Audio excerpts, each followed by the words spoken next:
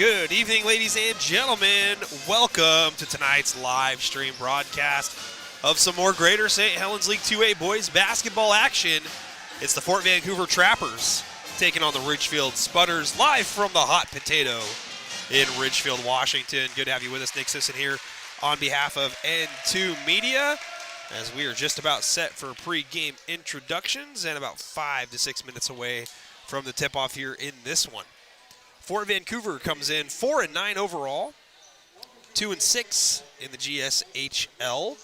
Most recently, picking up a big win against Hudson's Bay, 83-55. Ridgefield 6-2 in the Greater St. Helens League, good for second place, tied technically with Columbia River, but they hold a head-to-head win over the Rapids. 8-4 overall for the Spudders. Most recently a win at Woodland, 61-44. These two teams meeting for the second time this season as the schedule turns over.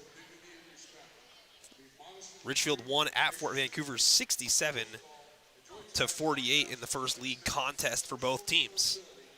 Hayden, yes, N2 is live tonight, absolutely. And we're going to have the introductions here.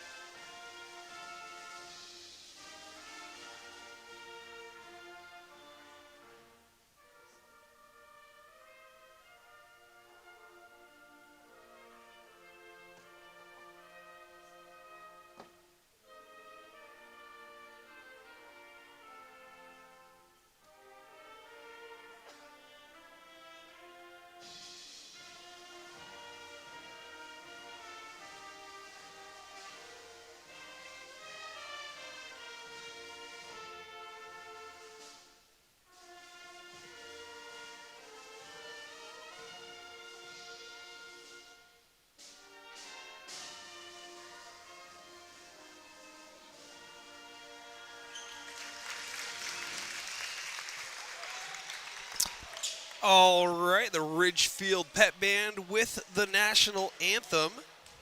Just about ready for tip-off here between Fort Vancouver and Ridgefield. Again, Fort Vancouver 2-6 in the GSHL, 4-9 overall.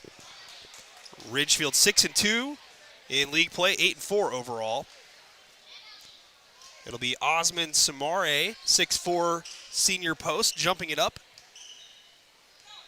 against number 5, Jamison McCann. Into the starting lineup tonight, number 24, Mason Curran, as Jack Hughes not available. That tip thrown in the Ridgefield section. So the Spudders will start us out here with possession.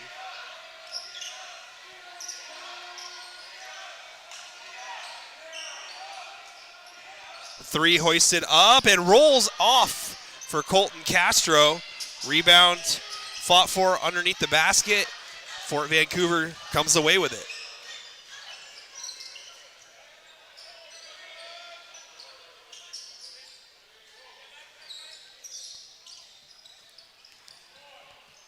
First time this season streaming for the Fort Vancouver boys, so take me a little bit to get used to the names. Three goes up and it's off for Jaden Parquette. Ridgefield basketball.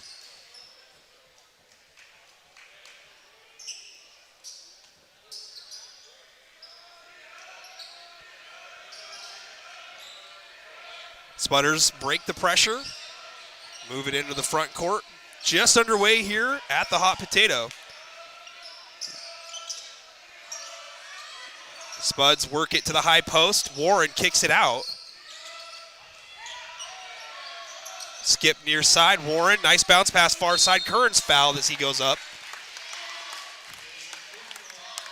So Mason Curran getting the start tonight. Has a chance to put the Spuds on the board first.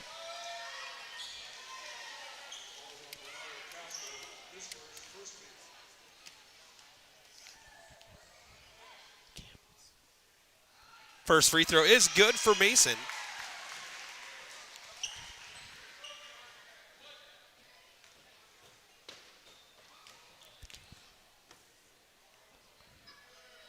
Second free throw also good. So Curran gets the first two of the game. 2-0 Spuds.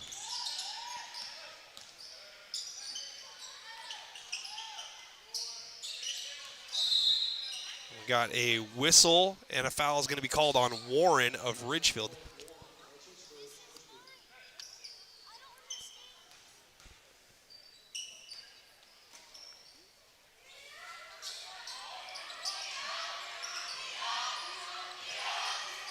Far side shot up is good by Parquette.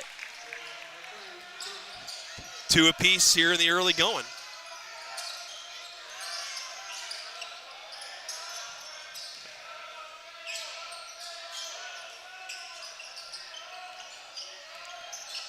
Now Chester with it up top, crosses over, being guarded by Barajas, a talented freshman. Ball out of bounds into the Trappers bench area. It's going to stay here with Ridgefield. Colton Warren will inbound it, does get so to Chester. Now Warren gets it, 5 on the shot clock. High post entry skip. Colton Castro dials it up and it rolls off. Second time he's had a good look at it and unlucky on the shot, but an offensive board. Spudders keep this opportunity alive. A double team on the baseline. Ball tapped out of bounds, and it's going to stay with Ridgefield. Castro tried to get a hand on it,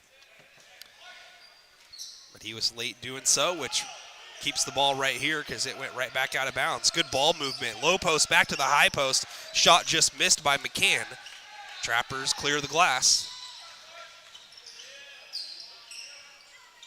That was Bernardo Castro on the board. Liam Sokovich dials it up, no good. Long rebound, far corner, tapped up and batted out of bounds. And Fort Vancouver starting to walk in the other direction. It was off of Samare. 2-2 here in the early going. Again, no Jack Hughes tonight for Ridgefield.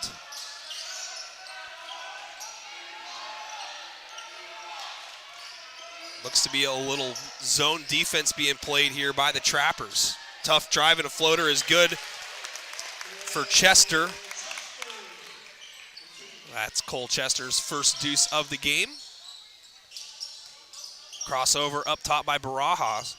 Samare well outside the painted area and now flashes across looking for a potential entry, but instead it goes to the top of the circle. Now Castro fires that same pass inside, and a left-handed layup rolls around the cup a couple of times and falls for Liam Sikovic. 4 apiece. McCann, little shot from in the paint is good. So McCann gets his first 2.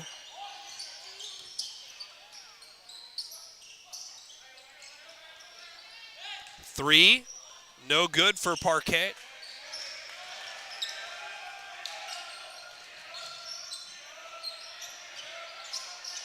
Warren wide open at the top of the key. Looked off, though, by Chester.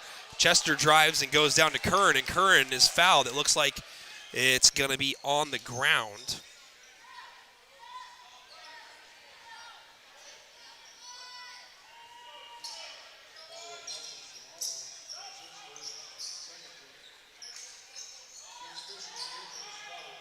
Into the ball game for Ridgefield is Kemp Fisher.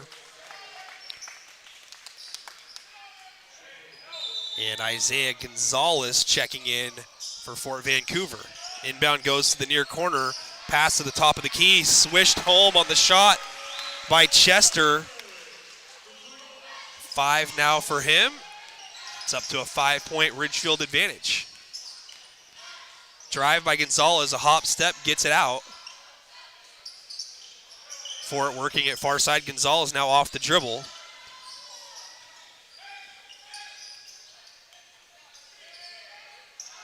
Baraja gets a screen up top. Hesitation dribble, loses a handle. Shot clock down to 4. 3 is up and off. Rebound to Chester.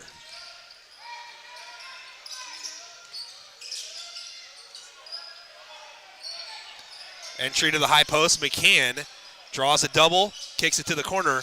Entry pass down low, kick back out. Good ball movement here in the first quarter so far for Ridgefield.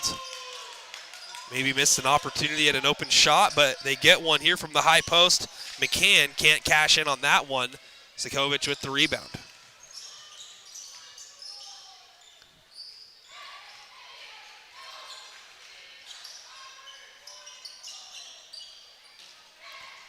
Gonzalez into contact. Puts his head down, goes up. Tough shot made by Isaiah Gonzalez. 9-6.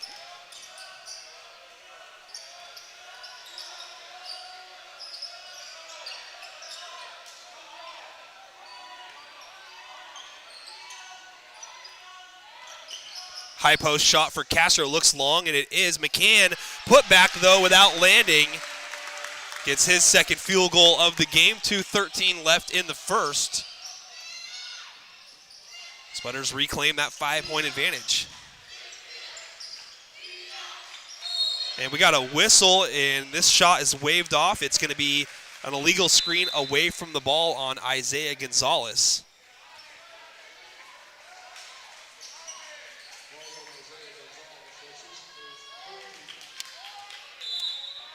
.203 to go now here in the opening quarter. A little full court press. 1-2-2 being played by Fort.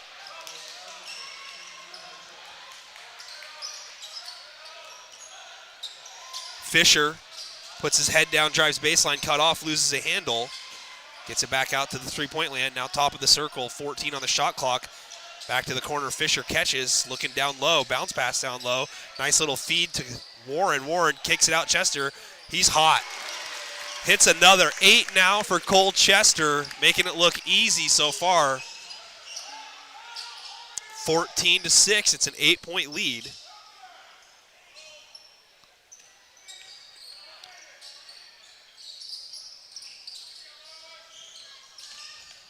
Svikovic goes up and it rolls off.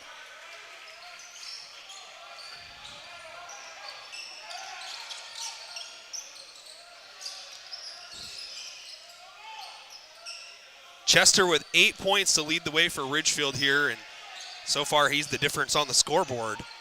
So Ridgefield leads this one 14-6, under a minute now. Zone defense not giving Ridgefield any problems here in the early going. Nice entry, good ball fake. Step around, shot just missed. Great defense there by Sikovic. Baraha bounce pass near corner. Fort looking to get it out, and they do. Evanson's triple is bingo, bango, bongo. Badly needed bucket there for the Trappers. Under 30 to go now in the first. And the inbound pass stolen away. Gonzalez with it, looking down low, and now just looking for some help. So bonus possession here for the Trappers. Svikovic goes up, and it's off. Almost a first quarter disaster here at the end for Ridgefield. Now they're going to have a good look potentially with 3 seconds left. To the corner, McCann throws it up, and it's no good. Fisher grabs it, makes the shot, but it's waved off. That is going to do it for the first quarter. The home team leads it 14-9. Miles Evanson, that last triple for Fort Vancouver to cut into the deficit.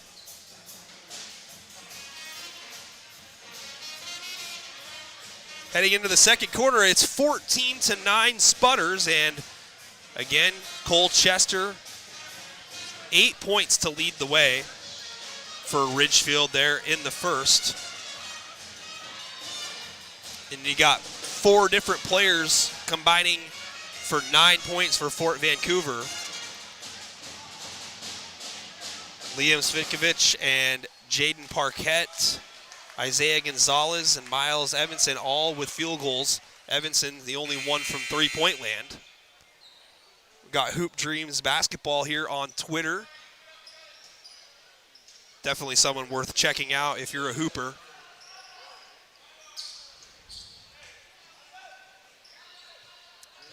Trappers will start with the basketball.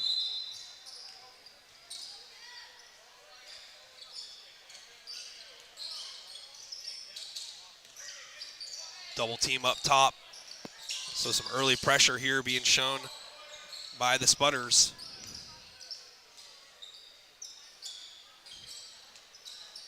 Everything outside the perimeter so far here on this possession. 10 on the shot clock. Got to figure Fort's got to look inside or at least try to take something off the dribble. Gonzalez does the other, and he's fouled and gets to the free throw line. So good decision there by Isaiah Gonzalez. Put his head down and go to the free throw line after drawing contact in the lane.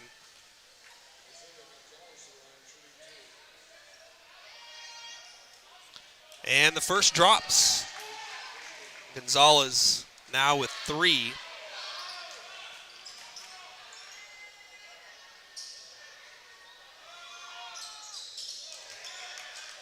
Make it 4.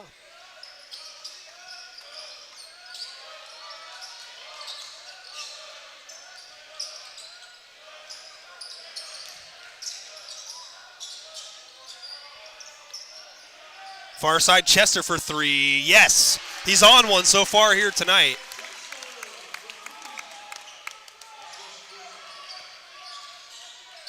$11 now for Chester.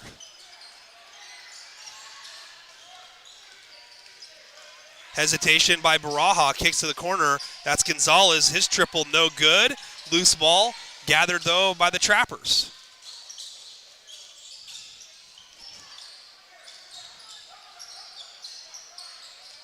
Svikovic unable to grab that one, tries to save it, but it's over and back.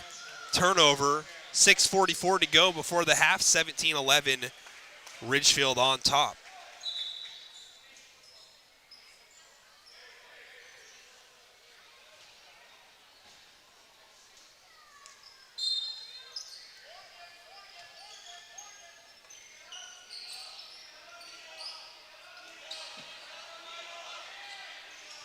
High post entry, McCann shows the ball, now gets rid of it. Back out around the perimeter. Warren tries to go to the corner and it's deflected. Last touched by Josiah Jointer of Fort Vancouver.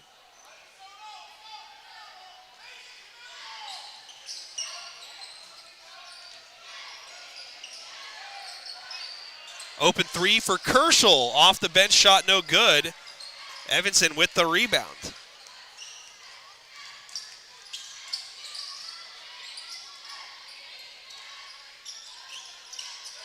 Tough shot in the lane, no good, but an offensive rebound collected. And now a nice pass, a good flash, but it rolls off for Gonzalez. Tough break there. Did exactly what he was supposed to after the rebound was collected. Went right down the lane to the basket. Got a pass, just couldn't finish. Warren loses a handle on the ball, and it's Baraha who comes away with it. And now tapped out of bounds. It's going to stay with Fort Vancouver. Isaiah Barajas, a 5'8" freshman. He'll be inbounding the basketball. And we've got a timeout, 5:43 to go here in the second. We'll keep it right here, as this is where we will be inbounding it. Fans, tomorrow night, 6 o'clock start time. It's senior night for the R.A. Long Lumberjills as they host the Hawkinson Hawks. Game originally scheduled for 7 o'clock, but Hawkinson not able to field a junior varsity team.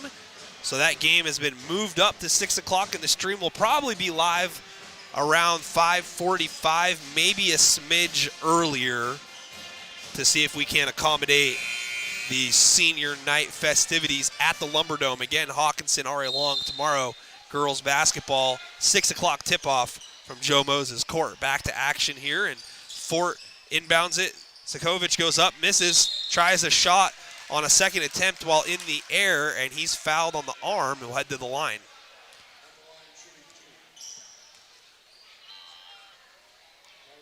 Fort Vancouver with a good amount of underclassmen on the roster, and this is another one.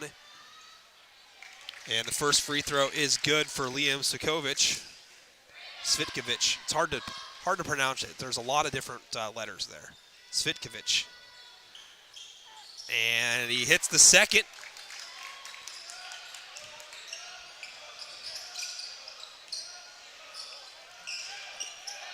Ridgefield having pretty easy time so far breaking the pressure, except for the one turnover that they had at the end of the first. They work it all the way to the near wing. Far side, Warren still with his dribble, bounce pass to the corner, 8 on the shot clock. Chester comes up and gets it. Now Chester puts his head down, finds Curran. Curran goes up and in traffic, misses the shot. Svitkovic with the rebound. Fort trailing by 4 with the basketball with 5 to go. A nice feed, cut to the basket by Gonzalez. It's a 2-point game.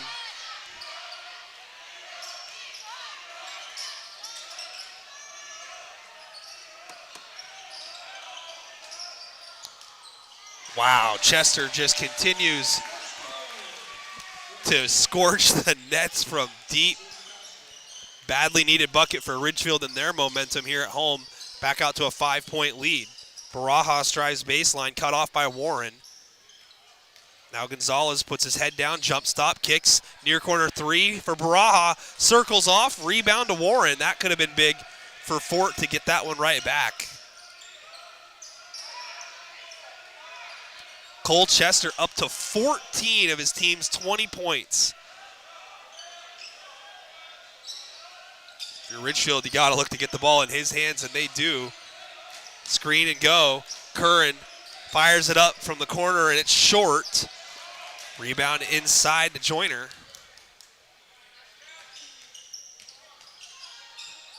Shot up, no good. Curran secures the rebound for the Spudders. Badly needed again. Not letting Fort get back into this one, retaining that 5-point lead with just about 3.5 to go. Got to look for a shot attempt here for Chester, who's got the touch tonight. Good switch on defense. Gonzalez picks him up. Chester trying to cross him over, can't do it. Goes to Warren, 5 on the shot clock. Back to Chester. Gets a screen, throws it up. That one's finally off, but a rebound to McCann. Ball loose and stolen away by Baraja.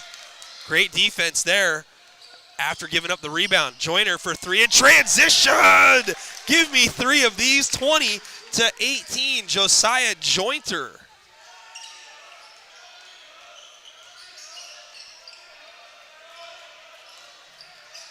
Bounce pass, entry stolen away. Joyner gets it. Outlet up ahead, and it's poked loose out of bounds.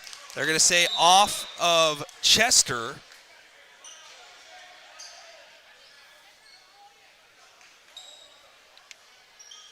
.247 to go here in the second.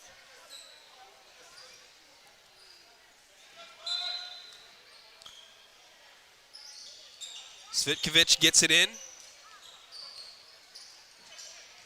Fort can tie or take the lead with a field goal. Gonzalez rips it through, gives it up. Rotation now, top of the circle. Svitkovich goes off the dribble. Shot no good. Tries to tap it to himself. He does. Kicks it out. Joyner from the elbow, fouled. And let's see if they give him free throws. No, they're going to say on the floor. It's going to be the third team foul on Ridgefield. So the Trappers hanging tough here on the road. Barajas will inbound it on the baseline. Bounce pass entry. Gonzalez, very tough shot, but athletic. Goes up, gets his own board. Clears some space out with some good footwork and ties the game in the lane. 8 now for Gonzalez. 20-20 vision here in the second quarter. And now the ball tapped and almost stolen. Castro has to recover, and we've got a whistle.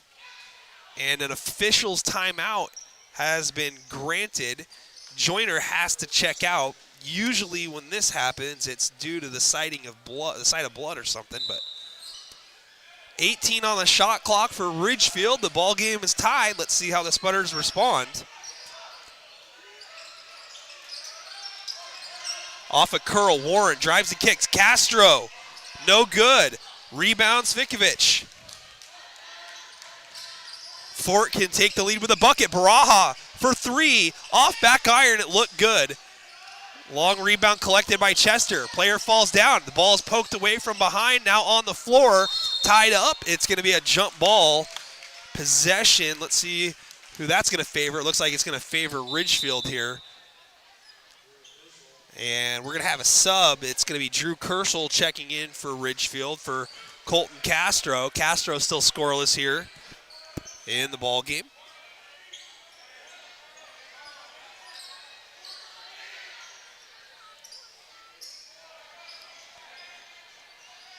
Inbound goes to Warren. Now it looks like a 2-3 zone being played. Nope, they're going to switch back to man. Bounce pass, stolen away. Jaden Parquet gets his hands on the ball. For, again, an opportunity to take the lead. Castro loses it out of bounds in the near corner. That's Bernardo Castro for Fort Vancouver, since there are 2 Castros on the court, 1 for each team.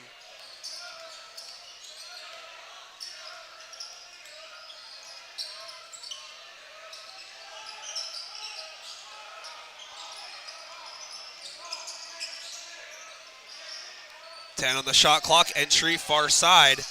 Kick out up top. McCann drives, leaves. Shot is up and good for Kerschel. Ridgefield reclaims the lead. That's Drew Kerschel's first basket of the game.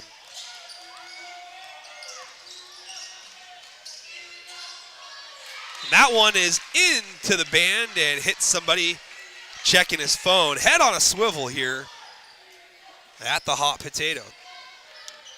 21 on the shot clock, 34.8 on the game clock. Gonzalez rips through, jump stop, goes up, misses, and it's Kerschel with the board. Ridgefield can hold for the final shot.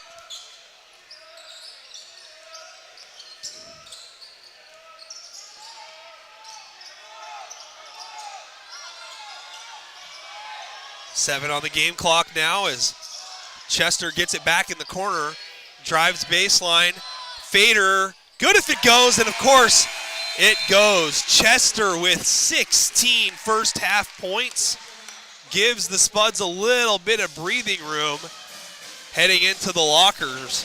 24-20 is the score. And again, 16 points for Cole Chester at the intermission. 24-20 is the score. Fort ends up winning the quarter by 1 point. They outscore Ridgefield 11-10. So we got ourselves a ball game here at the Hot Potato in Ridgefield. 9.5 to go until we start the second half of action. Let's go through the numbers here real quick for both teams. Colchester 16 to lead Ridgefield. Jamison McCann with 4, and then Mason Kern and Drew Kershaw with 2 apiece. Total scoring 24 for Ridgefield at the half. For Fort Vancouver, Isaiah Gonzalez leading the way with 8. Liam Svitkovich with 4. Jaden Parquet with 2. Josiah Jointer with 3. Miles Evanson with 3. And that's your total scoring for Fort Vancouver, 20 in that first half. So a low-scoring defensive battle. Ridgefield likes this style. We'll see how much they like it here at home, leading by 4. Again, this is the second meeting between these teams. 67-48 was the final in the first one at Fort Vancouver way back to start the year. As we got the Ridgefield cheer staff, or at least a few members of it here, performing at the half.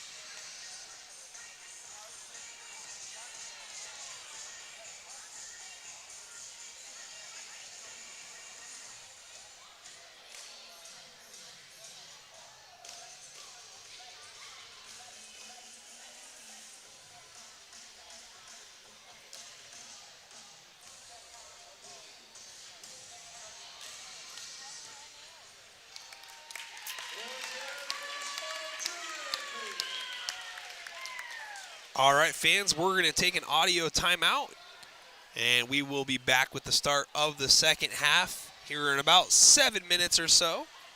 So take your time, and we'll see you in a few.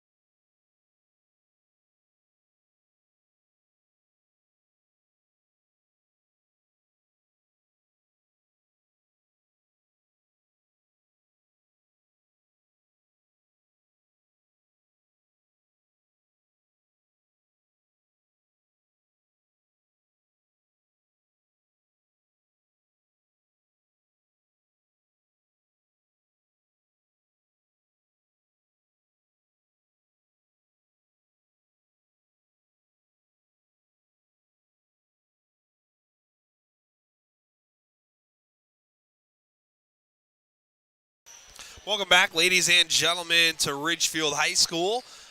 Spudders on top 24-20 here at the break.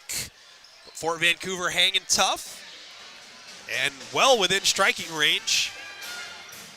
Again, leaders at the half. Cole Chester, 16 to lead the way for the Spuds.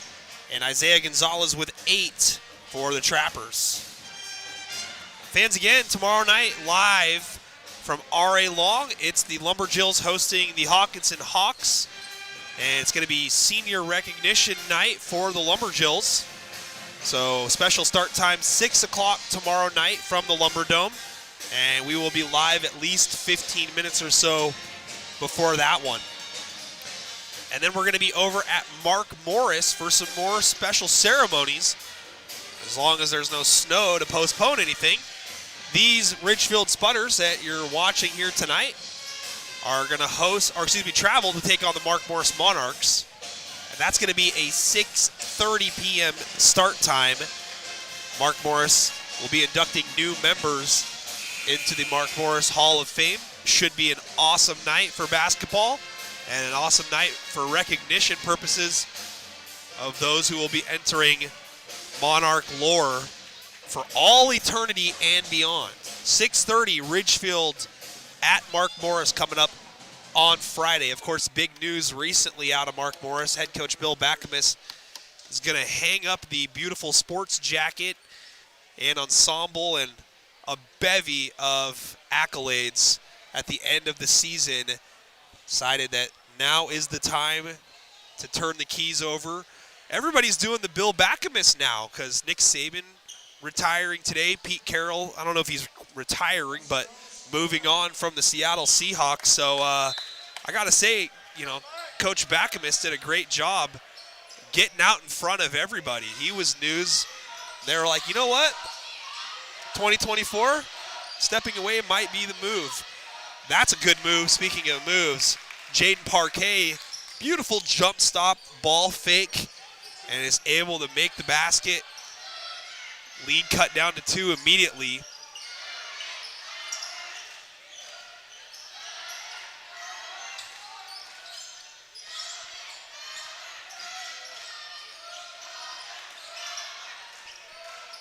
All in all, Fort's played some pretty good defense here tonight.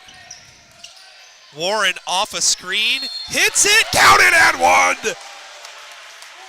Colton Warren dials up the triple and will head to the line for a chance at a 4-point play.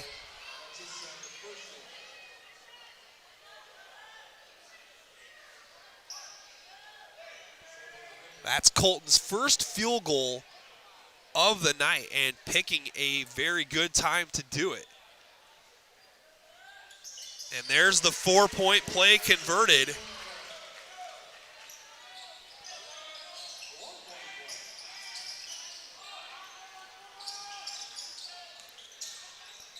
Castro, long bounce pass to Baraha. Baraha tries to drive, and there's a foul on the drive.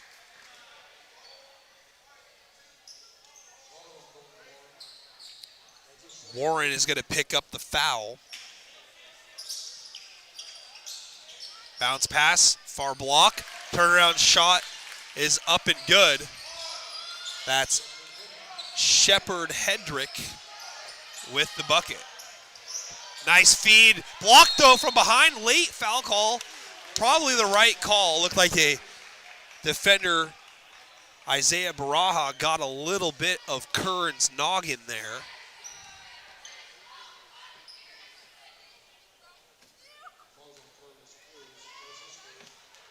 So Curran at the free throw line, where he's 2 for 2 so far.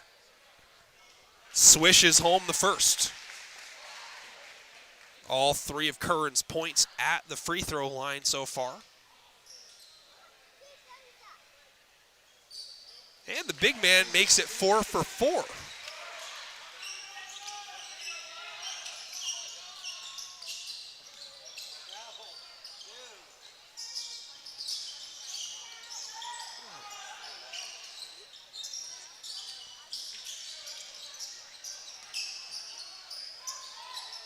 Svikovic has that one rattle out from 3.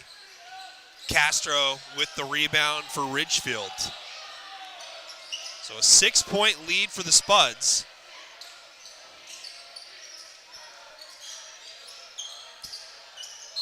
And now we've got a foul, offensive foul. A illegal screen is going to be called on Jamison McCann.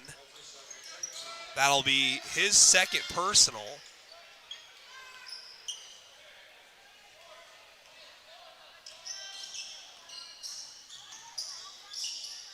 Dribble handoff, Parquet throws up a three, no good. Rebound, Warren.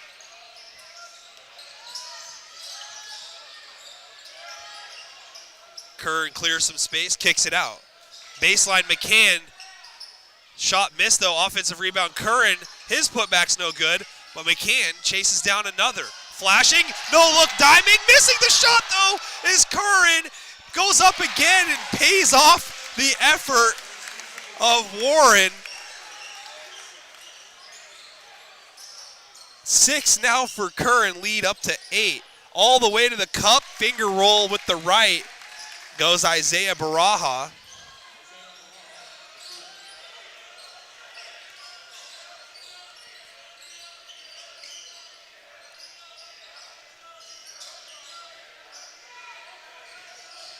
That was Baraja's first field goal of the game, believe it or not.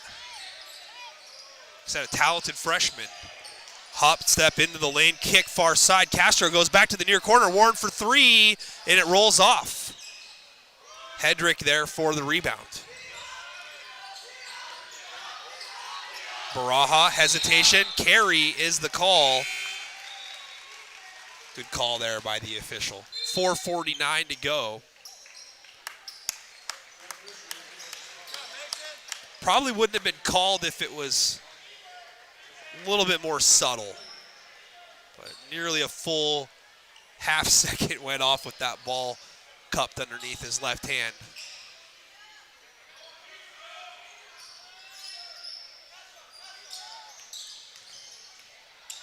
Hesitation, drive to the right, wraparound pass, far corner. Fisher's three is short. Joyner with the rebound for Fort. It's poked away in the backcourt, picked up though by Baraja.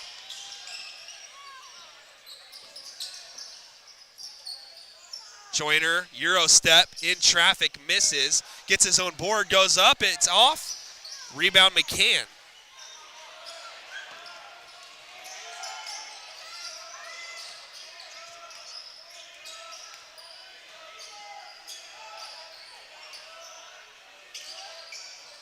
Chester again goes to that hesitation. Now Fisher with it. Whistle. And we're going to get, it looks like, an offensive foul against Ridgefield. And again, it's going to go on McCann. That's going to be his third. Sorry, I've got some kids stomping up here in the bleachers, moving my picture-in-picture camera.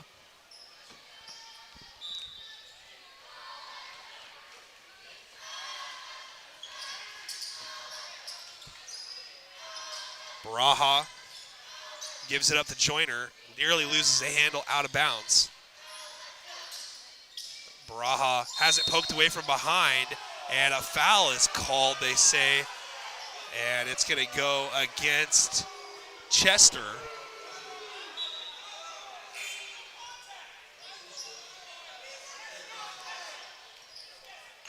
Didn't look like a lot there.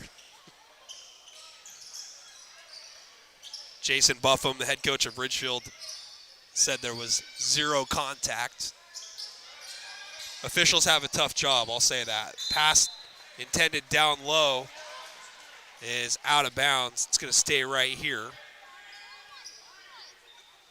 Fort hanging tough here, trailing by 6.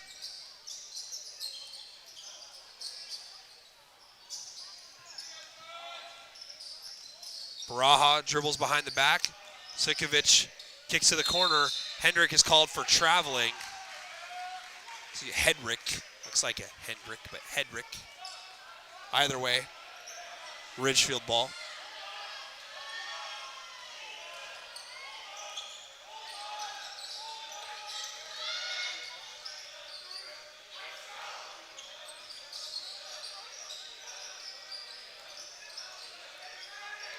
Backdoor cut, Chester, beautifully done.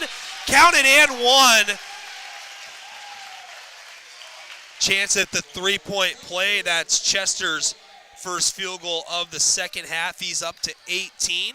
The lead is up to 8.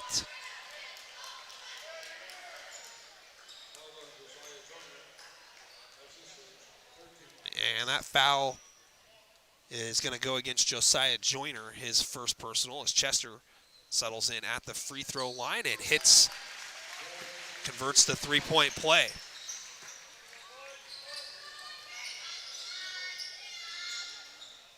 Hesitation kick. Joyner's three is up and rolls off.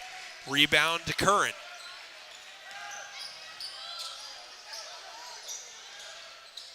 Ball fumbled away and stolen. Evanson comes up with it. Bounce pass up ahead. Joyner hangs. Little contact. No call. Rebound to Fisher. Fisher pushing. And now Fisher tackled to the ground. And a foul is going to be called there.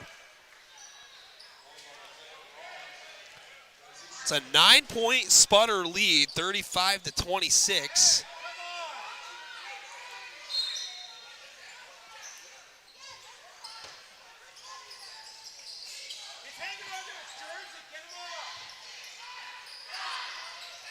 Fisher drives baseline, a whistle, and we've got a foul away from the basket that's going to go on Joyner.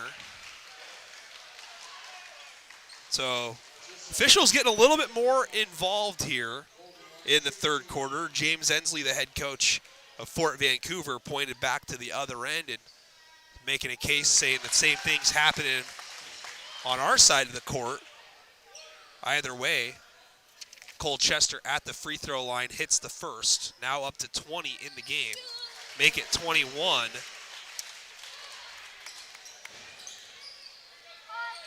Chester's having himself a game so far tonight.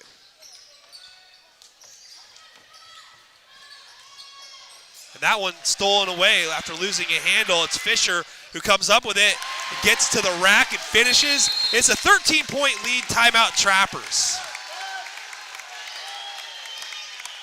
2:06 to go here in the third period. That was the first field goal for Kemp Fisher in the ball game. 6 different Spudders have scored so far in the contest. 39-26 the score. We'll be right back down here Saturday, folks, for Mark Morris girls taking on the Ridgefield girls in a critical Greater St. Helens League 2A matchup. Ridgefield won the first one rather easily. Mark Morris coming off of a win against R.A. Long, 36-26 last night in the Civil War. No doubt Mark Morris will be looking for a more spirited effort against Ridgefield coming up on Saturday. Again, worth notating that all of these games are technically on the books, but the forecast for snow could derail that, as we learned today. Joyner, floater, yeah, tough shot. So a bucket for the Trappers, badly needed, as they don't want to let this one get too far away.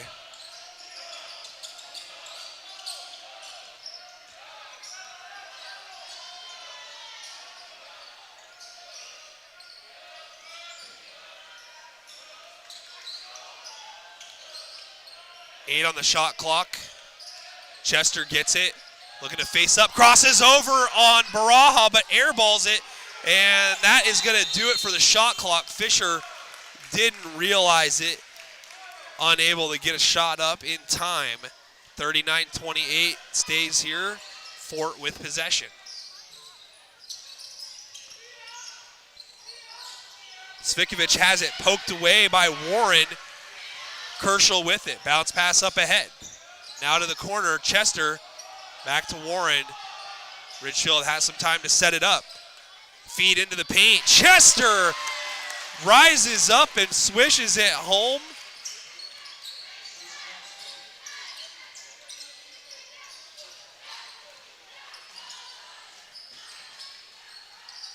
Joyner drives, shot up no good. And it's going to be a 2-shot foul. 23 now for Cole Chester on the Ridgefield side.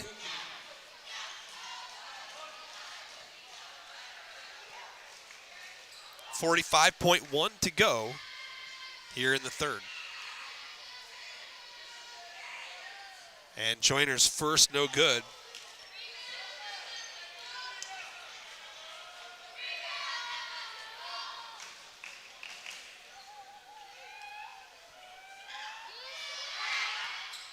Second free throw is good for Joyner, now 6 in the game. And that one nearly thrown away. Double team Kershaw gets rid of it wisely. Ridgefield breaks the pressure.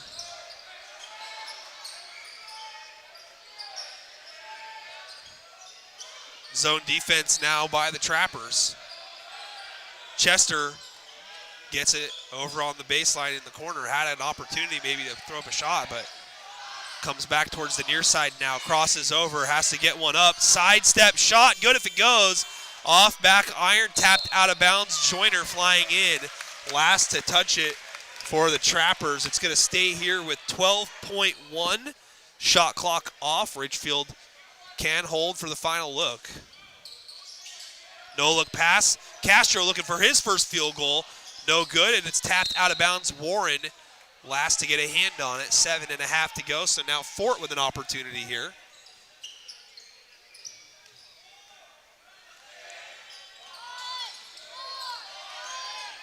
All the way down the middle. Easy shot missed by Baraja as he just kind of pauses for a moment in disbelief. We're going to keep it right here with the Fort Vancouver huddle. 41-29 the score. 9 points for Fort there in the third. 17 for Ridgefield. They've turned a 4-point game into a 12-point game. Looking to pick up another win in the Greater St. Helens League standings. Fort 2-6, Ridgefield 6-2. But again, Fort coming off of an 83-55 win against Hudson's Bay.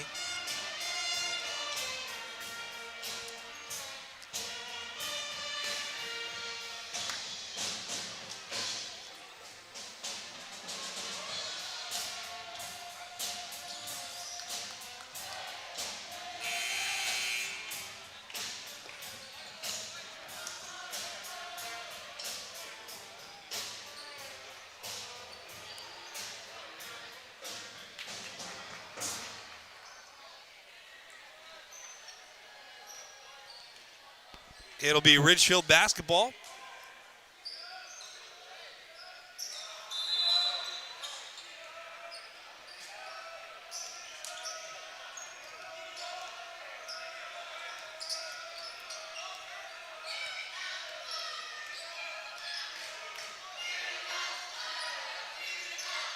Chester throws it away, 2-on-1 break. Baraja gets a second opportunity at the lay-in and converts this time. Lead down to 10.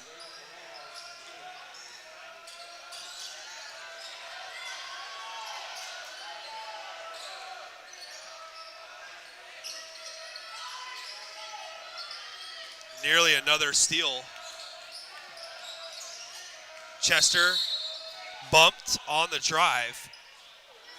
And it'll be a foul. Inbound will be coming on the baseline.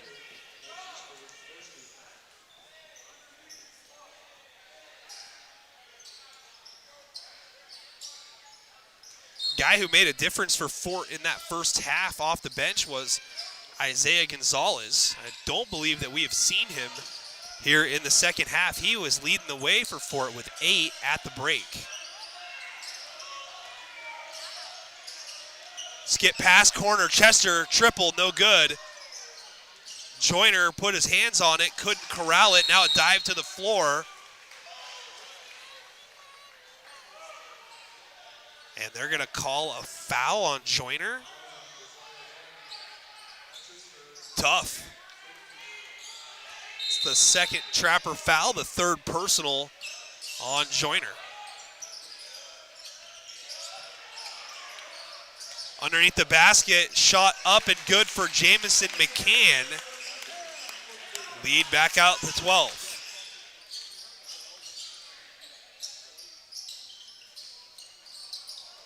Three for Baraha, yeah.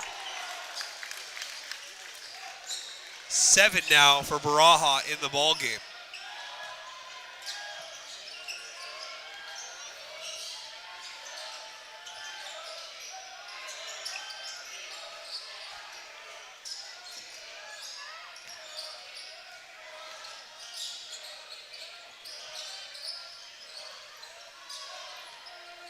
Chester for 3, off back iron. Bernardo Castro with the board for Fort. Shot up, no good. Foul is called. And it looks like we're going to have free throws coming for Fort. And this one's going to go against Drew Kerschel. That'll be his first personal. And now Isaiah Baraha at the line.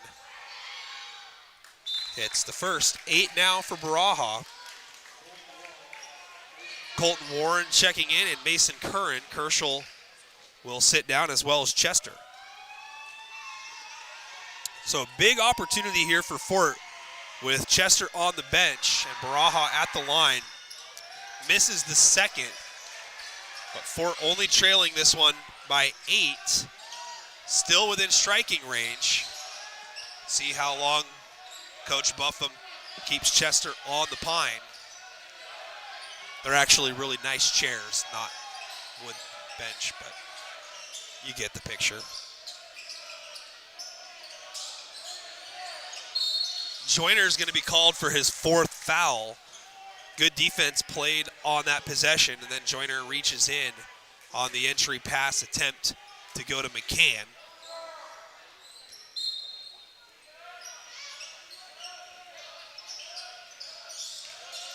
Fisher left all alone, pulls the trigger.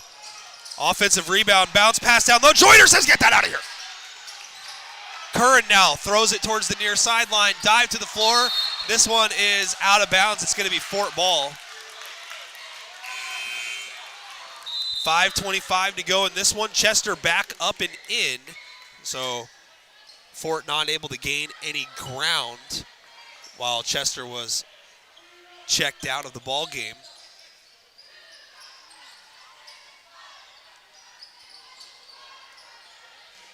5:25 to go in the game. Someone needs a towel or a mop or something here. The floor got a little sweaty.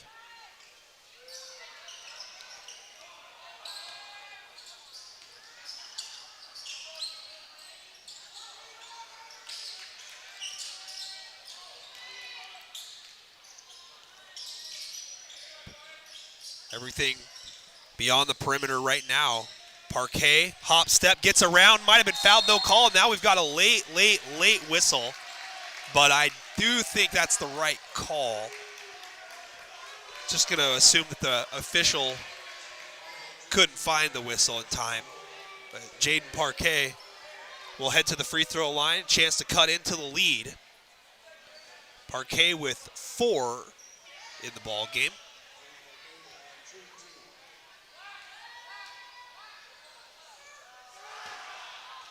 And the first is good. Crunch time free throws for Fort Vancouver here. Lead down to 7. Fisher is going to check in. McCann picking up his 4th personal on that last foul that put Parquet on the line.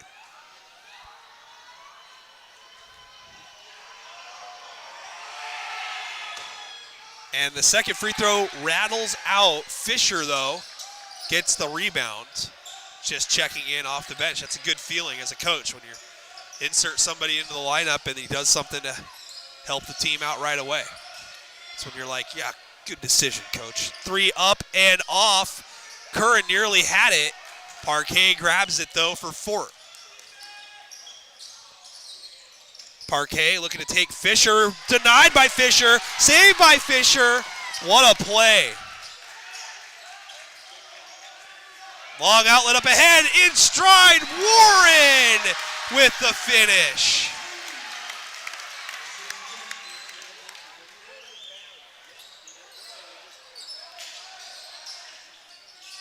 Baraha is fouled while driving. Colton Warren, who just had the bucket on the long pass up ahead, picks up the personal foul, and finally Isaiah Gonzalez checks in, and he gets the pass, misses the shot. Zvikovic goes up, misses it, and a third opportunity, and the ball's out of bounds. It's going to stay with Fort. 4:09 left in the game.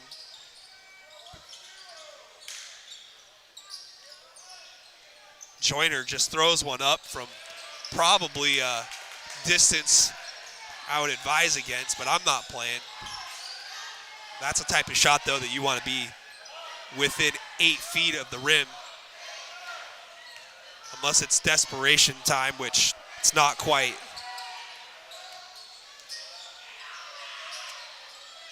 Nice pass down low. Kern, though, has to kick it out. Good rotation. Warren puts his head down, tries to find Chester. Chester fades from 10 and hits. With 2 on the shot clock, Cole Chester with another bucket. 3 on the other end by Bernardo Castro. Gets the bucket back, and after the timeout, after the main bucket, James Ensley calls timeout. Stepping all over myself. Bernardo Castro with his first basket at a good time for Fort. Gets the lead right back down to 8. 47-39 here in this one.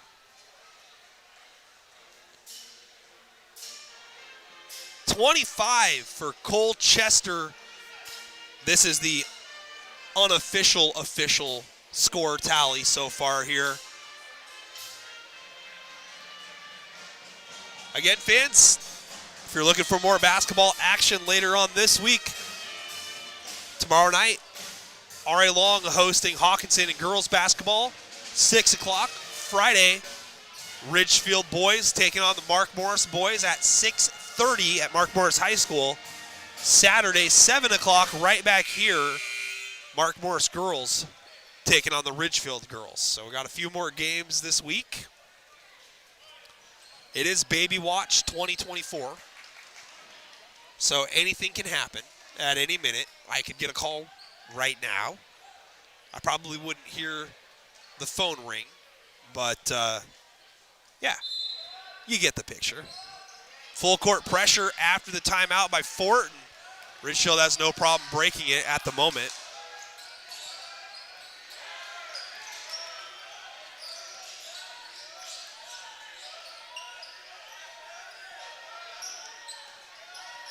Ridgefield's going to use some time. A little stumble there near half court.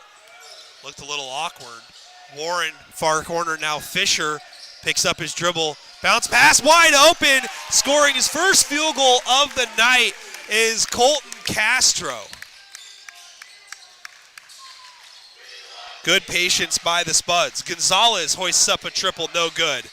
Joyner trying to get his hands on it. Instead, he allows Chester to do so, and Chester knocks it out of bounds.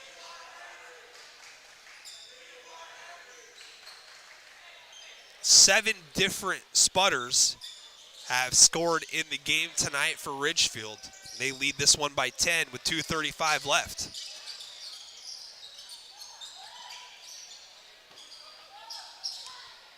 Shot up from Joyner, no good. Battle for the rebound. Joyner decides just to run in and pick it up with a couple of Spudders battling one another.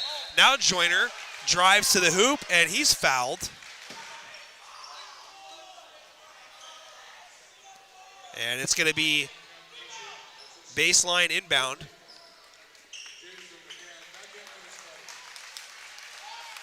Jamison McCann re-enters for Ridgefield. New shot clock. 3 up and off for Baraha. Chester snatches the rebound. Pressure immediately. Warren, full head of steam, advances the ball into the front court. And now Ridgefield pulls it out, wants to use some time. 2 minutes left and a foul up top. Baraha committing the personal. This is going to be the 4th team foul. So each team with 4 team fouls. Free throws on every foul that are not offensive. 2:01 left. And the man with the ball has been the hot potato of the night. 25 points for Colchester. McCann has a flasher, and that's Castro, and Castro gets it to go. 4 now for Colton Castro in the game, all of them here in the 4th quarter. A very deep 3 from Joyner, but he follows his shot, throws it back inbound. Castro snags it for Ridgefield, but his pass is tapped and stolen back. Hesitation, Baraha, right hand, opposite side, misses the shot. Chester's there for the rebound.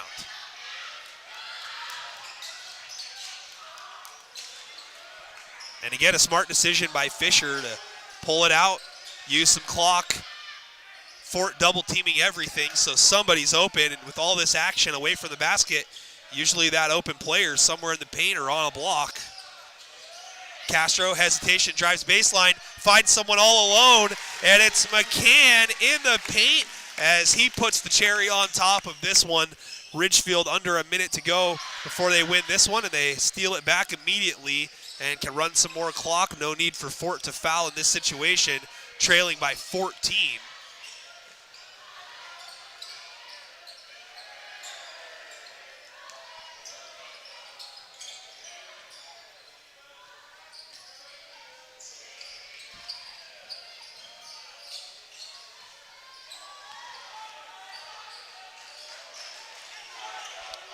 Deep 3 by Chester!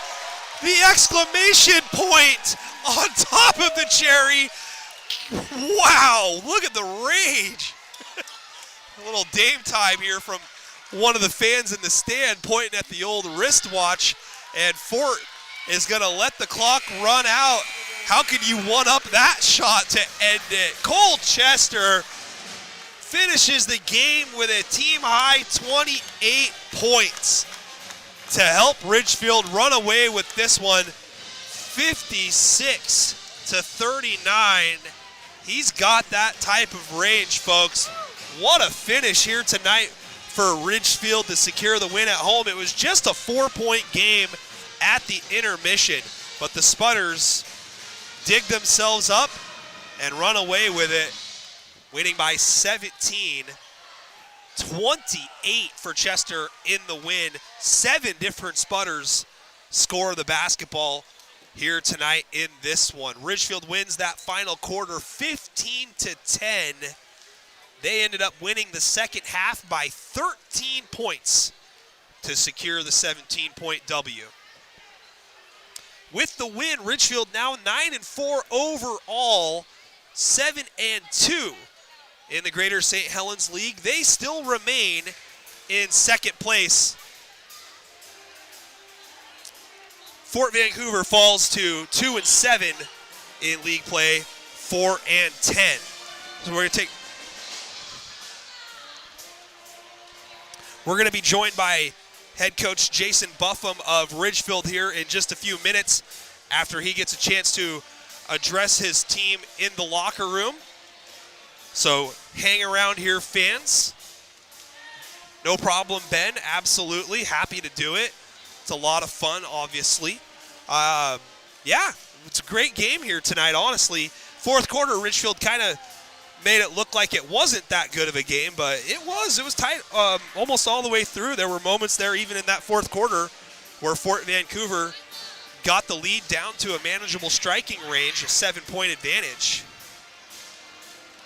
But all in all, a gutsy effort here tonight at home by Ridgefield, playing tonight without Jack Hughes, a 6'3" junior post. And he's been a bright spot for Coach Buffum's team this year. We'll ask him a little bit about his team and what he thinks of their makeup. And again, second place, right behind Mark Morris, tied with Columbia River. They still got games at Mark Morris and at Columbia River Even though they beat River, they needed last-minute heroics by that man who was missing tonight, Jack Hughes, to knock off the Rapids by 2. So they'll have a tough game on the road against the Rapids later on this year. And, of course, they've got a tough game on the road coming up on Friday. So fans, hang with me for a little bit. We're going to be back in just a little bit with Coach Buffum.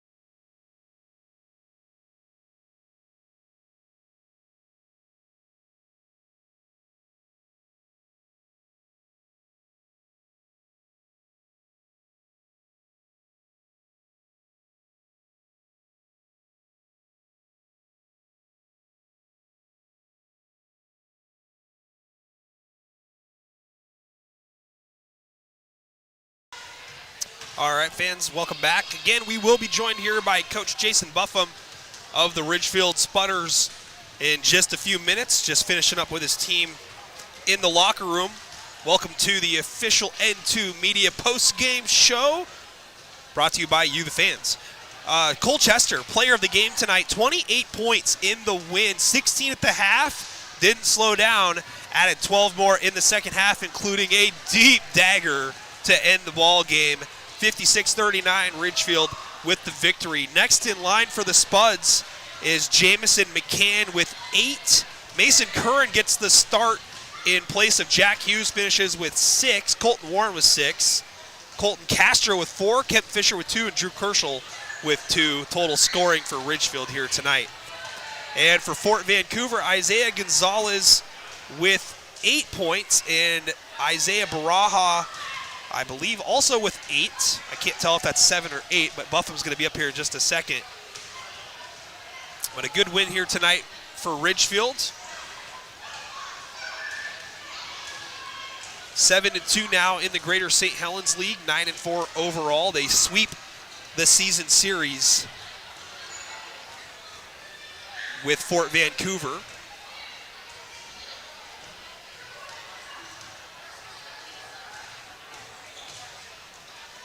And Coach Buffum making his way up here.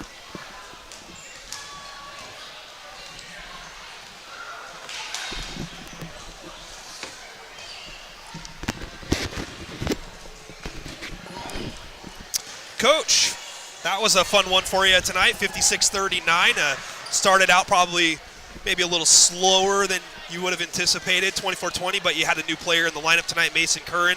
He wasn't the star of the show like Castro was, but he did give you 6 solid points off the bench here tonight. What was the key for you guys to get going and create that separation there in the second half? You know, going into today, I wasn't really sure what to expect. You know, Jack Hughes has been such a vital point for us, a piece to the puzzle that we didn't know we were going to really have this year. What he's brought, rebounding, defense, scoring, he's a double-double machine. He's averaging like 11 points, 11 rebounds, and very efficient. So without him, I was a little concerned about where we're going to get some interior baskets from, and then some rebounds, which obviously was still a huge issue for us to get a rebound. But yeah, we had guys making plays. Chester had a big night. We had some guys, Castro and McCann, finishing around the hoop there late. You know, and you can't just rely on Chester to score 30. Obviously, he did tonight, and that was helpful. I'm afraid that our next opponent might not give us that many easy looks, so hope some other guys can step up with Hughes being out. And we have capable guys to make plays. It just it didn't happen. It didn't happen today as balanced as I would like to have seen. And, you know, Fort just beat Washougal by 20. They just beat Hudson's Bay by 30-something, their rivalry game. Like, they're a sneaky good team. They shoot the three well. They're fairly disciplined. They're well coached on defense. I mean, they're missing a few pieces as well that make them from being good. That freshman guard is going to be a good player. Yeah, they got a lot of solid players in that underclassmen line there, and a lot of the seniors that they had roster, you know, didn't play extensive minutes here tonight. But yeah, no, you're right. They are kind of one of those sneakier teams. The whole league's really sneaky, to be honest with you. As we've seen so far this year, anybody can beat anybody on a given night. You know, Hudson's Bay is the only team still looking for a win. You talked a little bit about your next opponent, and they might not be so forgiving. That's going to be the Mark Morris Monarchs. First game for them after finding out that long-tenured GOAT Bill Backamus is going to be hanging it up, and then they're going to have their Hall of Fame ceremony coming up on Friday as well, early start time. How do you think you get your guys prepared for that type of game and that type of an environment to split the season series with them? Well, I was really hoping they were going to play tonight, so they might have some of that out of the way. And then, of course, the Hall of Fame game is always an interesting Hall of Fame night. Going to be a big crowd, a lot of people that wouldn't be at a game usually. And, you know, we're coming in with a pretty appealing record at 7-2. You know, I feel like we stole one at Ari Long, we stole one at Washougal, we stole one here versus River. So a little smoke and mirrors at times, but our guys are just crafty enough and competitive enough. And the success last year we had kind of helped carry over that we expect to win a few more games now. We're not just the underdog every game we go into like we had been a few years ago. And, you know, I mean, at the end of the day, like, we don't have the most physical opposing bodies on our roster, but we have kids who put a little time in, are very coachable, do what we ask them to do, are in the gym, and give ourselves a chance to be right there. I mean, it feels like we played Mark Morris like 6 months ago, you know, the way this league schedule's worked out. And obviously I watched the game you were covering on Saturday versus Ari Long, and I mean, that was an impressive performance. Yeah. You don't get to do that to Ari Long very often because of the way Ari Long plays. You don't usually bull rush them. Yeah. And I just felt like that was the best basketball I've seen Mark Morris play this year, and I've watched a lot of Mark Morris. I would agree. Team-wise. Yeah. Olsen had a good game, and they're missing, you know, Bogner, and they had a couple other guys that looked like dudes. They haven't looked like dudes all year. So they're a tough matchup. You know, we're not, like I said, we're not the most physically imposing team. They got some bigger bodies and obviously tradition, and I was hoping to get back with one more time before I retired, so this might be my last chance. You might get him 2 more times with the way you guys are playing, and, you know, with you and Columbia River, Mark Morris, Ari Long, all kind of log jammed right now in the standings. Mark Morris has a little separation, but, you know, they've already lost a game to River, and, you know, I mean, they've had 5 losses on the season, so more than beatable. It's just coming up with that, you know, right amount of ingredients to try to figure out what you can do to slow him down. Like you mentioned with Olsen, you know, he's going to be a guy that gets his, but, you know, they are so much better when they're playing together as a team. And the length of Dalton Stevens and Jaden Jenkins starting to bother some teams. They had one of their better defensive games of the year against Ari Long. Yeah, those 2 guys are what scares me a little bit because their length defensively, their ability to make baskets too. And, Malachi Gray is a very underrated, not by us probably, but people who don't watch them a lot. He's a very underrated player. I mean, I've had a couple college coaches talk about him and call me up and be like, what do you think? I'm like, he's a bulldog, man. Like, he's the kind of guy you want on your team and you hate to play against. Yeah.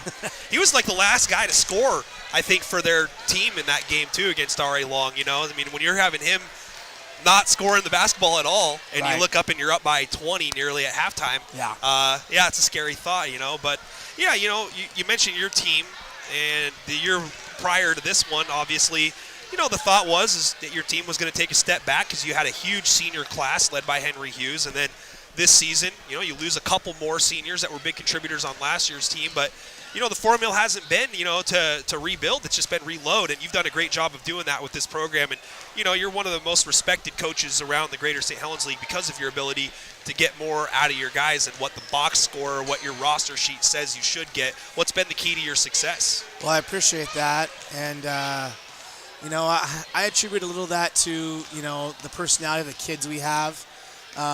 And it sometimes makes my job easy because it's so, no one's going to tell me no when I tell them to get in the gym or to, do something because they're just good kids.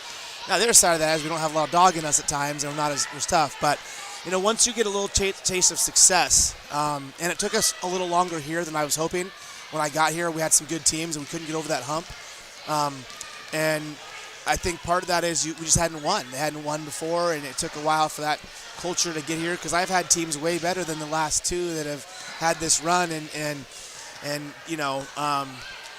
I don't know. These guys have really bought into what we do, and there's days when we're spending 40 minutes and they don't get to play any offense. We're just shell drilling defense, and then there's days where our JV plays no offense because they're playing 6-man out there to get better ready for Fort's press. So part of that's just the program, and we prepare ourselves, our coaching staff. I got Greg Ford, who's a longtime head coach, who's always sending me clips of ideas. And Coach Wett spent, 9 years at Skyview before coming over here as a coach there. He's got lots of experience. And, I got Ford's son-in-law. These guys are putting time in, sending me stats all the time. So it feels a little bit like we got everybody on board. A new coach just joined us. He was coaching in college the last couple of years. Just guys who are into it, they're watching film, they're giving me ideas. At practice, I can take a step back, and the other guys can have voices. But yeah, winning helps that. And if you would have asked me before the year started if we'd be 7-2 in league, I'd say you'd say no. Yeah, you'd say you're an honest guy. Yeah. One thing I really appreciate talking to you, but I'm an honest guy as well. I'd say you're crazy if you don't think that your team's not capable of being 7-2 because you guys got culture, you guys got discipline, and I can attest to what you were saying. A couple of years ago, we had a really good team, and you also had R.A. Long and Mark Morris that same year in 2021 that had really good teams. So, I mean, yeah, the blueprint's been there for a while, and, the shift in power has just been kind of weird on how it's worked the last few years. But, I mean, you guys have the dog in the fight for you this year and just got to get a couple more wins under your belt and hope to secure a favorable playoff spot. It's always one of those things where you don't like to say this or that could have happened, and you go back to, the COVID year where all this stuff. We were in the final. It would have been R.A. Long, Mark Morris, and us, and Tumwater, I believe, would have been going to the Final Four for that year. There's no Final Four. The next year we lose WF West on a last-second play. So last year should have been our third year going to the Final 16 and feeling like we've really built something moving forward. Instead, it's been 1 year, should have been 3 in a row. And so we've tried to build on that a little bit with the culture. And I've had a few multi-generational kids come through the program. Hughes is second generation to his brother Henry. Warren, second generation. Is there another Bryant somewhere stashed I got here? Thompson's coming up, another Thompson coming up. So, and guys like Castro and Chester have been around the program since they were in 6th, 7th grade, being a part of it. And I've coached Chester at AAU with my son a couple years and stuff. So it's just it's a good group of kids with a great group of parents and fun to be around. And we're happy to be where we're at. We're hoping to hold forward a little bit moving forward. Speaking of your son, big win for those guys against Evergreen. Yeah, I was there last night, man, and Mountain View played really well. Best game for them of the year, probably, too. They looked like a different team than I've watched the last 5 games. Yeah, for sure. mean, that Greater St. Helens League, opened up a little bit with that loss to Evergreen, and Kelso's Peyton Stewart leaving the game against Skyview with a knee injury. Yeah. Anything's possible any given night, any league, doesn't matter. But I'll let you get out of here and go enjoy this win with your team and your family. Appreciate it. Good catching up with you. I'll see you over at Mark Morris on Friday against the Monarchs. Okay, thank you. All right, yep, go get him. That is Coach Jason Buffum of the Ridgefield Spudders after the victory over Fort Vancouver here tonight, 56-39. Again, player of the game. It's right here, Colchester, 28 points in the win. And an exciting ball game it was in the first 2.5, 3 quarters. Ridgefield ultimately ending up going away with it. Oh, that's not working. We'll press that one. So now everyone doesn't have to look at me too much anymore. But anyway, yep, good to catch up with Coach Buffum. 7-2 now in the Greater St. Helens League. Good for second place, 9-4 overall in the standings. Back to Fort Vancouver before we were joined by Coach Buffum. Isaiah Gonzalez and Isaiah Baraha lead the way. These are unofficial numbers, by the way. I got them each pegged with 8 points. Josiah Joyner with 6. Jaden Parquet with 5. Liam Svikovic with 4. Miles Evanson with 3. Bernardo Castro with 3. And Shepard Hedrick with 2. Total scoring here tonight for Fort Vancouver, 39 points in the loss. And just one more time, we'll run through it all for Ridgefield in case you missed it. I got unofficially 28 for Colchester tonight in the win. Coach Buffum mentioned 30. Maybe he was rounding up. It doesn't hurt. Jameson McCann with 8. Colton Warren and Mason Curran with 6. Colton Castro with 4. Kemp Fisher with 2. And Drew Kerschel with 2. 56 total scoring tonight for the Spudders, who get the win at the Hot Potato. And you heard me and Coach Buffum talk about it. They're going to be at Mark Morris High School coming up on Friday, 6:30 p.m. start time. Hall of Fame induction ceremony for Mark Morris High School just before the game, so early start time. And so we look forward to having everybody with us. Live stream will start a little bit before 6:30 on Friday. And then tomorrow night, we're back at it at the Lumber Dome. 6 o'clock start time. We'll be live earlier, though, for the senior ceremony honoring the R.A. Long Lumberjills seniors. Hawkinson at R.A. Long, 6 o'clock start time tomorrow night. Thank you, fans, so much for tuning into this one tonight. We are going to get on out of here, pack up, and head home. 56-39. Ridgefield wins it on behalf of N2 Media and Ridgefield and Fort Vancouver High Schools. This is Nick Sisson saying so long from Ridgefield. Back at it tomorrow night. 6 o'clock start time. Hawkinson at R.A. Long girls basketball action. Thank you, fans, so much for being with us tonight on the live stream, and look forward to having you again tomorrow night. Hope you all have a great evening. Take care.